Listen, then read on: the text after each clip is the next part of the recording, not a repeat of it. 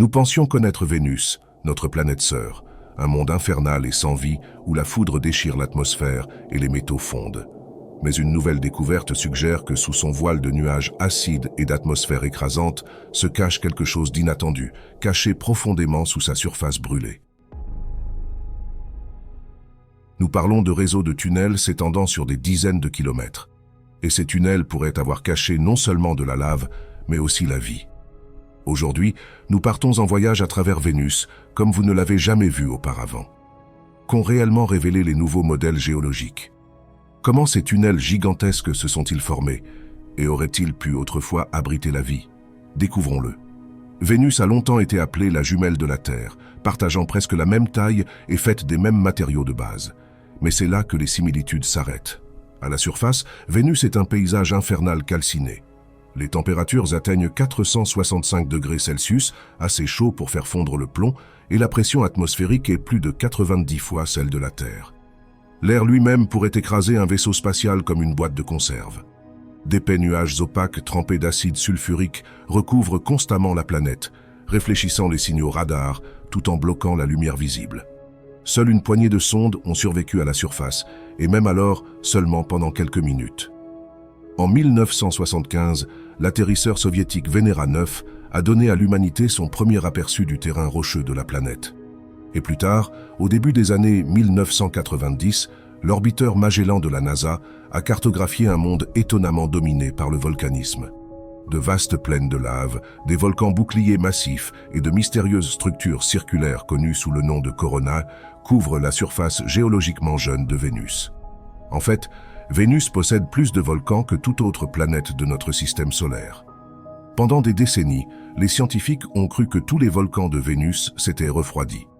Sans preuve de tectonique des plaques pour libérer la chaleur interne, beaucoup supposaient que l'intérieur de la planète mijotait simplement sous une croûte immobile, jusqu'à il y a environ 500 à 800 millions d'années, où elle a éclaté dans un événement catastrophique de resurfaçage global.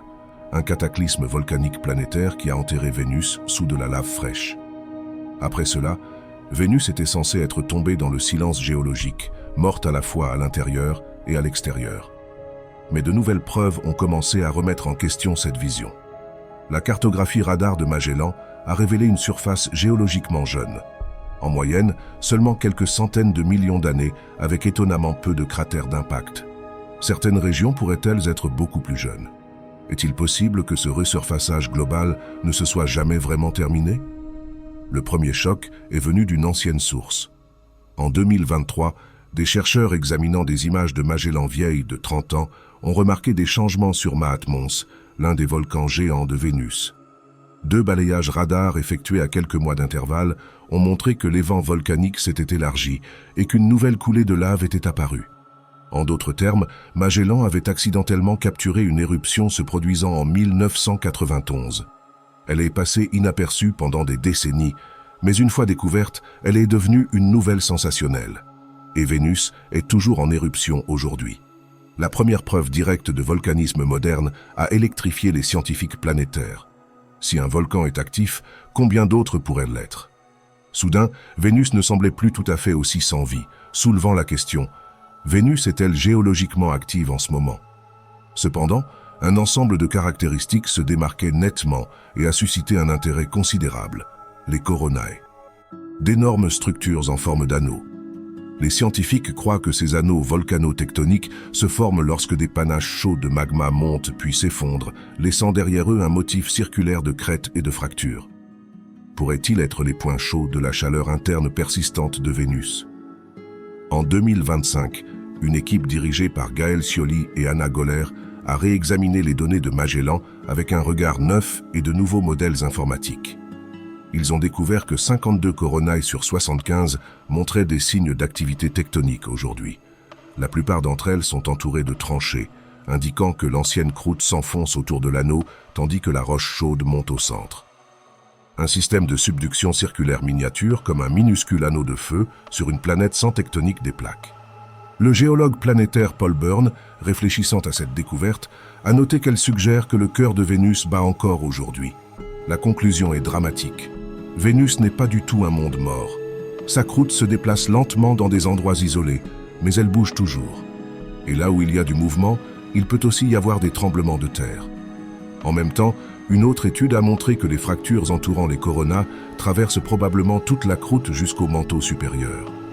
Des contraintes assez profondes pour potentiellement déclencher des tremblements de terre vénusiens qu'un orbiteur pourrait détecter. Tout cela dépeint l'image d'une planète avec une activité interne continue, et non la roche inerte que nous supposions autrefois. Pourtant, ces découvertes ont été faites en utilisant des données recueillies il y a des décennies et par une inférence intelligente. Quoi d'autre Vénus pourrait-elle cacher dans ces cartes radar granuleuses? La réponse ne résidait pas seulement dans ces volcans, mais dans d'étranges motifs de surface suggérant quelque chose juste en dessous. Nous parlons de tubes de lave. Les tubes de lave se forment lorsque la surface d'un flux de lave en mouvement durcit, tandis que la roche en fusion continue de se déplacer en dessous, finissant par s'écouler et laissant derrière elle une cavité creuse. De tels tunnels existent sur Terre, par exemple à Hawaï, et des plus grands encore se trouvent sur la Lune et Mars, avec des diamètres allant jusqu'à 1,6 km et des longueurs dépassant 32 km. Les scientifiques se sont demandé, s'ils existent sur d'autres planètes, pourquoi pas sur Vénus, où le volcanisme est encore vivant. Pourtant, confirmer cela s'est avéré difficile. Pourquoi? La surface de Vénus est difficile à observer. Nous devons nous fier au radar pour voir à travers ces nuages. Et bien que le radar de Magellan des années 1990 ait été révolutionnaire, sa résolution était limitée. Toutes les ouvertures de puits de lumière vers les grottes seraient petites et facilement manquées dans des données grossières. Pourtant, les scientifiques ont remarqué des indices suggestifs. Des chaînes de fosses et de dépressions peu profondes dispersées sur les grands volcans de la planète. Étaient-elles causées par des fractures tectoniques déchirant la croûte? Ou étaient-elles des fosses d'effondrement de tubes de lave drainés? Jusqu'à récemment, personne ne pouvait le dire avec certitude. Et c'est là que le docteur Barbara Daffois et ses collègues entrent en scène. En 2025, lors d'une conférence scientifique planétaire majeure, ils ont annoncé la première preuve convaincante de tubes de lave sur Vénus. Leur approche était intelligente. Ils ont analysé des cartes radar et topographiques de missions passées en se concentrant sur les plus grands volcans boucliers de Vénus, chacun de plus de 60 mètres de diamètre. Sur plusieurs volcans, ils ont découvert des motifs distinctifs, des chaînes sinueuses de fosses descendant les pentes. Contrairement aux fractures tectoniques droites et régulièrement espacées, ces fosses serpentent en douceur le long de la pente, comme si une rivière de lave avait autrefois coulé sous la surface. L'équipe a identifié 4 exemples distincts de ces chaînes sinueuses de fosses. Fait important, aucune d'entre elles n'était associée à des failles ou zones de rift connues sur Vénus. Dans chaque cas, les fosses variaient en taille, cohérentes avec des sections d'un toit de grotte s'effondrant. De plus, petites fosses de puits de lumière alternaient irrégulièrement avec de plus grands segments effondrés, tout comme les portions tombées d'un plafond de tubes de lave. Et les fosses s'alignaient toujours le long de la pente la plus raide du volcan, exactement là où un flux de lave creuserait son tunnel, s'écoulant vers le bas. C'était une preuve irréfutable. Il est extrêmement improbable que des processus tectoniques puissent produire de telles chaînes sinueuses élégantes d'effondrement qui suivent docilement le terrain. Au lieu de cela, elles reflètent des caractéristiques que nous voyons sur Terre, la Lune et Mars. En mesurant la largeur et la profondeur de ces fosses, l'équipe de Daffois a confirmé que les chiffres n'ont de sens que si un espace vide se trouve entre elles. Les fosses n'étaient pas assez profondes pour être des cratères d'impact ou des failles abruptes. Pourtant, elles étaient assez profondes pour correspondre aux diamètres attendus des tunnels souterrains. Une hypothèse vieille de décennies est finalement devenue un fait. Vénus abrite de vastes grottes formées par d'anciens flux de lave. Mais les surprises ne se sont pas arrêtées là. Il s'avère que ces tunnels de lave vénusiens sont énormes. En termes de volume, ils dépassent de loin les tubes de lave typiques sur Terre. En fait, ils rivalisent avec les grottes de lave colossales de la Lune. Habituellement, la gravité d'une planète influence la taille de ses structures. Une gravité plus faible permet aux tubes de devenir plus grands sans s'effondrer. La forte gravité de la Terre produit des tubes modestes. La gravité plus faible de Mars permet des tubes plus grands. Et la très faible gravité de la Lune produit les plus grands tubes connus. Selon cette logique, Vénus, avec une gravité presque égale à celle de la Terre, devrait avoir des tubes de la taille de la Terre. Pourtant, notre planète sœur brise cette tendance. Elle présente de très grands volumes de tubes. Comme l'a rapporté le docteur Daffois, l'équipe a conclu que Vénus pourrait abriter certaines des plus grandes cavités souterraines du système solaire. Pourquoi les tubes de lave de Vénus sont-ils si énormes? C'est un mystère qui fascine actuellement les scientifiques planétaires. Une hypothèse suggère que l'environnement extrême de la planète joue un rôle. La pression atmosphérique intense pourrait aider à soutenir les plafonds des tubes, gardant la grotte stable malgré la forte gravité de la planète. Pendant ce temps, les températures de surface élevées peuvent permettre à la lave de rester en fusion plus longtemps, lui permettant de couler plus loin et de creuser des tunnels plus longs avant de refroidir. Si ces tunnels ont en effet été préservés sous le basalte, leur plafond pourrait contenir des poches scellées de gaz anciens, de poussière et de composés volatiles, des capsules temporelles d'atmosphères antérieures. Les surfaces minérales à l'intérieur de telles cavités pourraient également préserver des gradients chimiques depuis longtemps effacés à la surface. Ces volumes protecteurs auraient-ils pu abriter une chimie prébiotique ou même des microbes? Alors, que faudrait-il pour que nous regardions à l'intérieur? La découverte de ce labyrinthe souterrain n'est que le début. Pour vraiment comprendre ces structures, les scientifiques attendent avec impatience de nouvelles missions. L'une des plus attendues est Envision, l'orbiteur de l'Agence spatiale européenne dont le lancement est prévu au début des années 2030. Envision sera équipé d'un puissant radar à pénétration de sol, conçu pour sonder l'intérieur de la planète et détecter des cavités à plusieurs centaines de mètres sous la surface. Il scannera directement les tubes de lave et cartographiera leur pleine étendue et leurs détails, confirmant probablement à quel point ces tunnels sont vraiment vastes et profonds.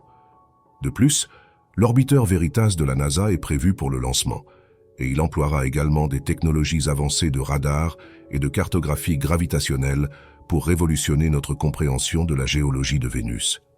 Bien sûr, étudier la planète de près reste un défi énorme.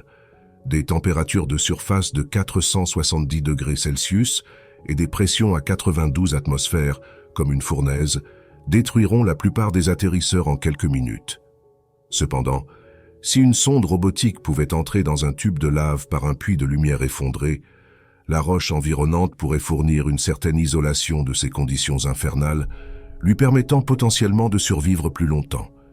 Ces découvertes nous obligent à repenser pourquoi la Terre et Vénus, si similaires en taille et en composition, ont pris des chemins si radicalement différents.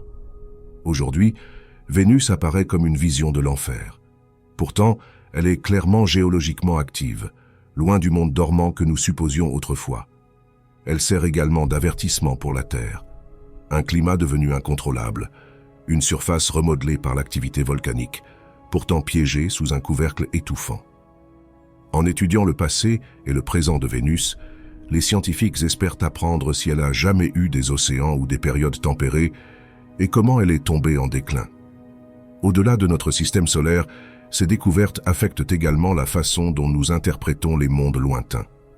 Les télescopes découvrent de nombreuses exoplanètes de la taille de la Terre qui pourraient ressembler à Vénus, enveloppées de nuages et cuites sous des atmosphères épaisses. Si notre voisine bouillonne encore sous sa surface hostile, certaines de ces Vénus exotiques lointaines peuvent être plus dynamiques qu'elles n'y paraissent. Il y a aussi des implications pratiques. Sur la Lune et Mars, les tubes de lave sont considérés comme des abris naturels pour les futurs explorateurs. Des grottes protégées des radiations et des micrométéorites. Vénus est un monde bien plus dur, mais la découverte de telles formations ajoute de l'intrigue. Si la technologie le permet un jour, ces tunnels pourraient même servir de bunkers tout faits, offrant une protection contre les conditions extrêmes de la planète. Vénus, l'étoile brillante du soir, a longtemps dissimulé son visage et gardé ses secrets. Maintenant, nous savons que c'est un monde de feu et de soufre qui couve encore sous les nuages. Pourtant, beaucoup reste invisible. Et peut-être sous cet enfer se cache une histoire de vie. Pour l'instant, alors que de nouvelles missions se préparent à percer les nuages et à s'approcher, nous nous tenons au seuil de la découverte, plein d'anticipation et d'une touche d'inquiétude. Ce que nous trouverons pourrait réécrire notre compréhension de la façon dont une planète si similaire à la Terre a pris un tournant si catastrophique.